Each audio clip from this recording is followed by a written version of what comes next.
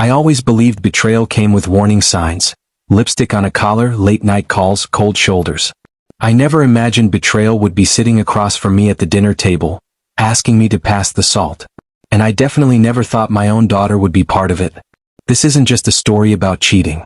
This is about the night my family shattered, and the truth that nearly destroyed me. I'm not a suspicious man. 12 years of marriage. One daughter. A modest house we worked hard for. I thought we were the kind of family people envied, not because we were rich but because we were solid.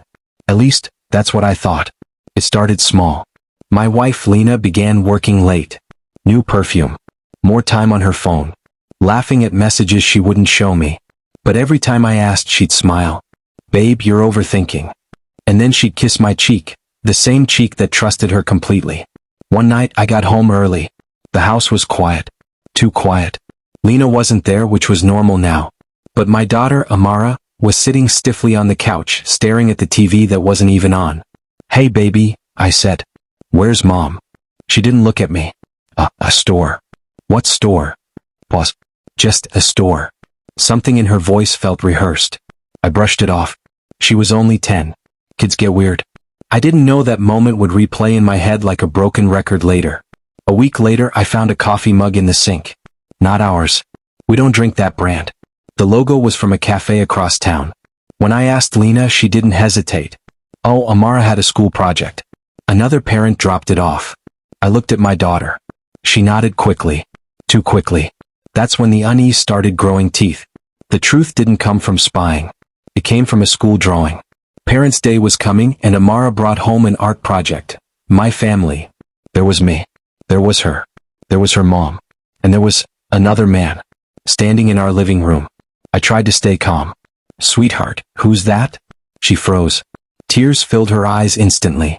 "I'm sorry, Daddy." My heart dropped into my stomach. She told me everything. Not details a child shouldn't know, just what she'd seen. "A man comes over when you're at work. Mom says not to tell you. She says you'll be sad. She says families have secrets sometimes." I couldn't breathe. This wasn't a one-time mistake. This was routine. This was planned. This was happening in the house I paid for. The couch I slept on. The kitchen where we ate dinner together every night. And my daughter, my baby, had been turned into a shield. I didn't scream. I didn't break things. I waited. That evening, Lena came home like nothing was wrong. Kissed my cheek. Asked about my day. I asked one question. "How long?" Her face drained of color. She didn't ask, "What do you mean?" She knew. 6 months, she whispered. 6 months.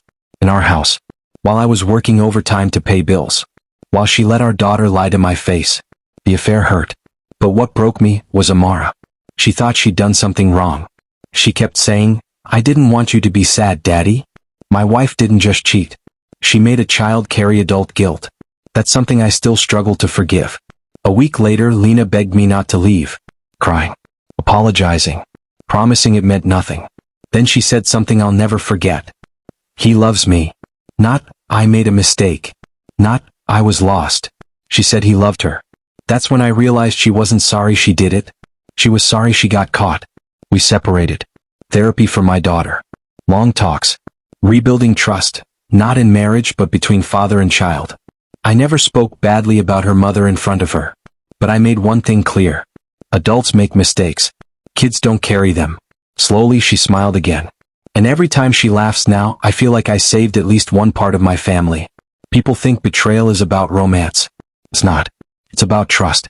And when you involve a child in your lies, you don't just break a heart. You break a home. But here's what I learned. Sometimes the family you lose makes room for the one you rebuild, stronger, honest, and free from secrets. And I'd rather have a smaller truth than a big, beautiful lie.